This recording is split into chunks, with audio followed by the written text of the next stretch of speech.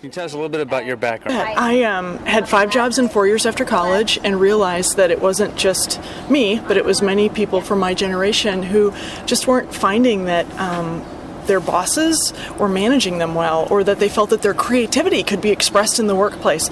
So I started my firm, Next Generation Consulting, to sort of step in and be the intermediary between crappy management and the next generation of creative workers. So the generation that is referred to by the media as the millennials. Yeah, they are the current next generation, that's right. Those are the folks born between 82 and 2001. So if your listeners are listening to this in 2011, they're turning 9 to 29 years old. But at the time that I started my business, I was a member of the next generation. Now I'm old, but Generation Xers are folks born between 61 and 81. Okay. And I think, is the gap even greater with the millennials as it was between Generation X and the baby boomers? That's a really good question. A lot of the issues are the same. So boomers used to bitch about Xers and say, oh, they're so entitled, they want promotions after the first 5 minutes. It's the very same thing Xers are now saying about millennials.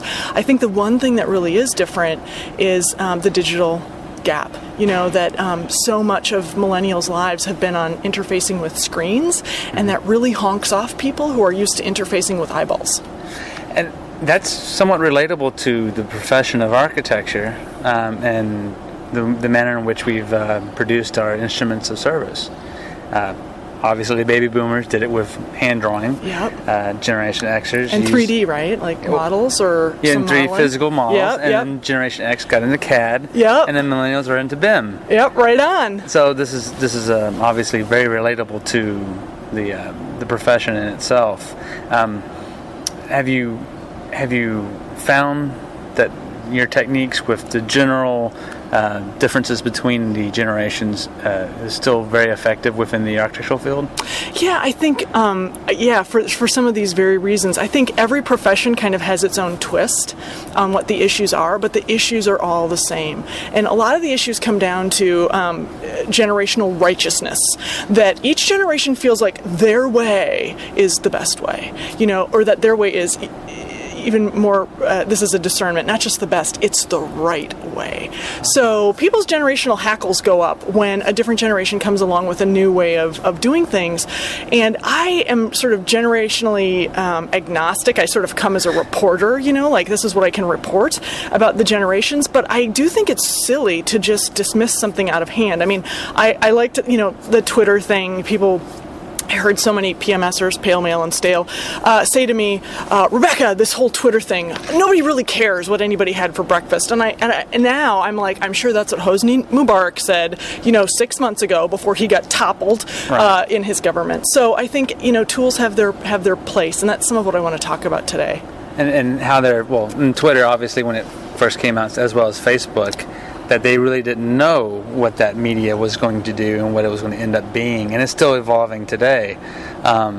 Is that you think that the younger generation is embracing it because the potential of it, that the older generation was used to a different way of communicating, that technology itself is somewhat exacerbating the issues of the generational differences? Yeah, I think it can, and I think the other thing is that there is some truth to the notion of ruttedness, that our brains are wired. So I have no idea exactly how old you are, but I'm 39, I'm going to be 40. And what I know for sure, I've been doing my business for 15 years now, and there are some things that just always work, and it's like I can't not do those things if I try, because I'm rutted. That it really does happen. Our neural pathways become rutted. And so I think sometimes what happens is people get comfortable, they get rutted in the way that they like to do things, and they don't like to be uncomfortable.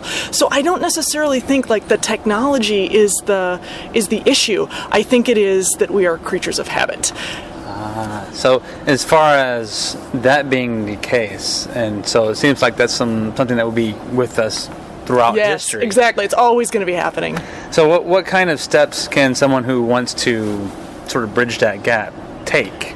You bet. Well, I think the first thing is to communicate in the language that is comfortable to your audience. So just because the next generation is maybe more comfortable with Twitter or BIM doesn't mean that their clients necessarily are. And I think any of us who are in serious relationships, we know that we have to communicate in the way that our beloved wants to be communicated to.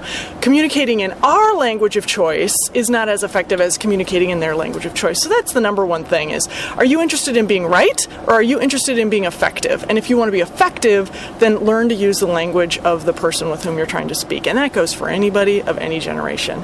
The second thing is this, is that I think sometimes we get so much in a twist about like what's going on in the practice, what's going on in our workplace. And we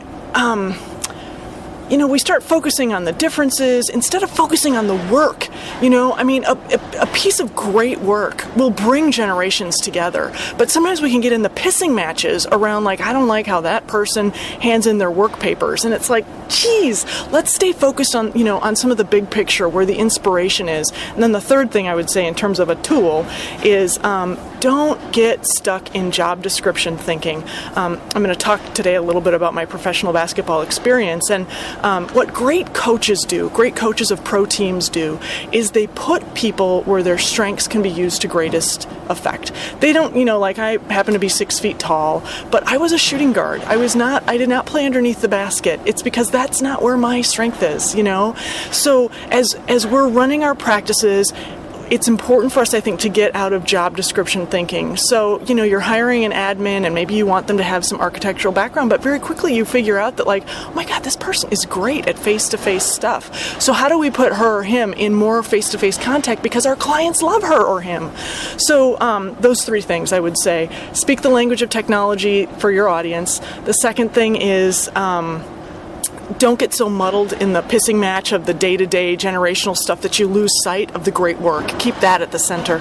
And the third thing is to make sure that you are working in people's strengths, not just working in job descriptions. Great. And so that works obviously both ways for the. Which one is there a more resistance from maybe the older generation for this sort of technique versus the younger? Which one do you think is more flexible? It's interesting. There's not one because, sometimes I meet 22-year-olds who have like the biggest sticks up their butts. They are the most resistant to change. Like, I don't know what happened to them in childhood, but they have lost all ability to be flexible. And I have met some amazing architects. I mean, I've met a few architects on the bus who are well past the age of being retired, but who are still limber in their thinking. They love the next generation. They love all of the ideas.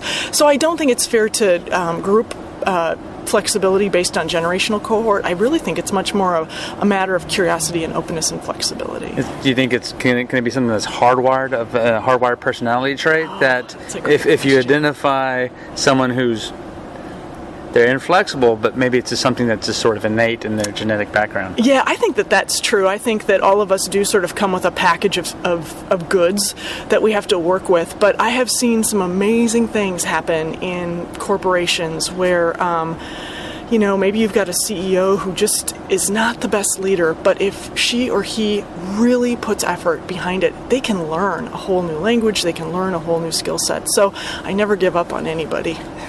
And so, is there anyone that that's in business today that sort of embodies this approach that you have? Because it sounds very similar to what Steve Jobs did at Apple. Yep.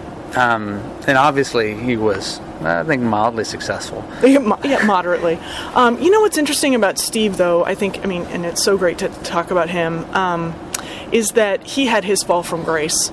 He had his puffed up chest in his 20s, and by 30 he'd been fired from the company that he started. And what I find interesting about like the current recession is that I think, for a lot of people in this profession, when the building boom was on and everybody was going crazy, a lot of us thought that we were awesome because we were getting a lot of projects.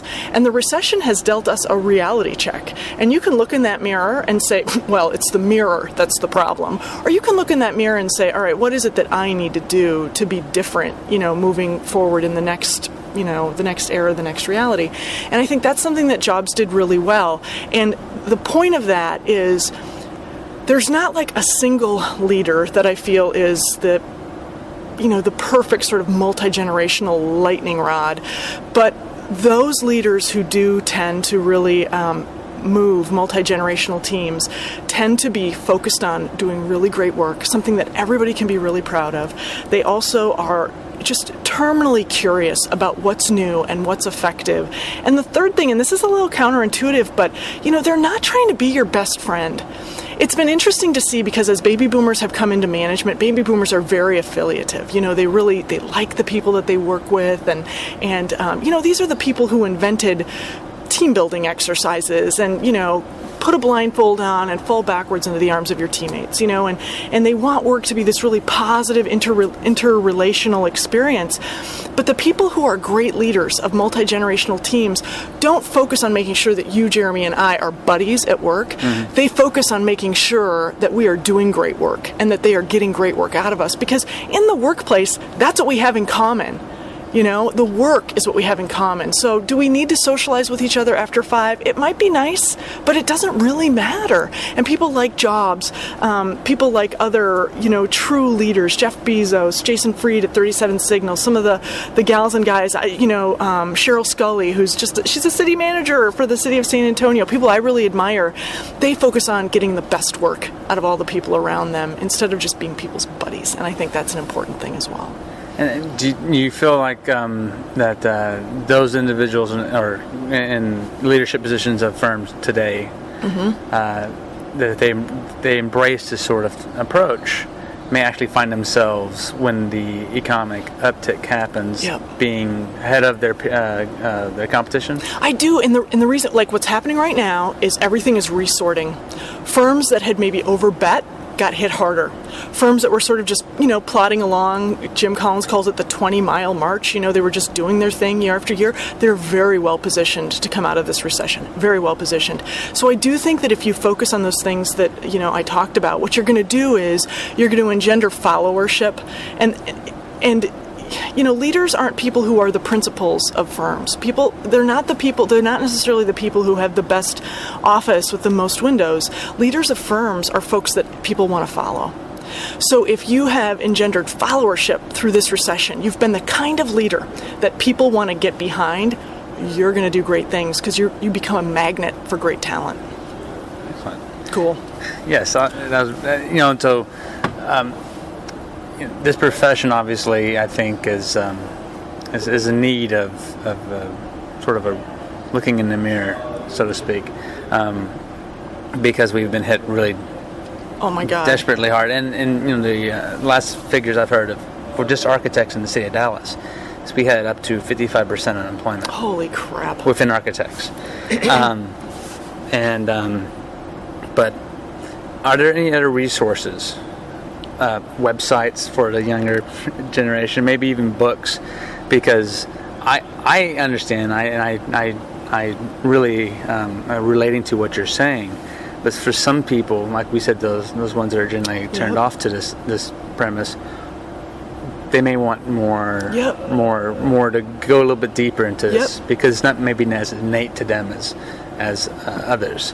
So, you got any resources? Yes. Was this a setup question? Because I have a book. So one thing I would love folks to do is buy my book, Live First, Work Second, Getting Inside the Minds of the Next Generation. However, there are other great books out there. One that I love by my friend Bruce Tulgan is called It's Okay to Be the Boss, and it's about how to be the kind of leader that people want to get behind. And I just want to reiterate that these are the times when leaders are made. It's easy to be in charge when something is just growing year over year, and you get to feel like it's magically you, and it's not. It was the market. So now is when leaders are made. Leaders are made during tough times. So with that in mind, I think there are also some ways to get people out of their ruttedness. There's a book called Think Better by Tim Herson.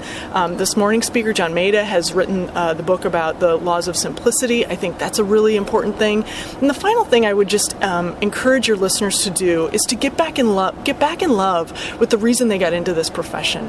Because if if they got into this profession for reasons that make their heart sing, they'll do okay. But you got to tap back into that, and you have to refeed that, because it's so easy right now to get into your cash flow projections and to look at like, holy crap, you know, most architects are 3 months from probably being out of business or 3 months from being completely overwhelmed. You know, that's the vortex that we're kind of living in. So if you can get back in touch with the reason you're really in this business, it can make some of that you know, that sort of X and O bullshit that we have to deal with to keep the business going. It can help make that a little more secondary. Not that it's not important, but the purpose, the reason that we're in this business is what's going to feed us through this dry time. Excellent. All right, thank you very much. Thanks, Jeramie. My pleasure.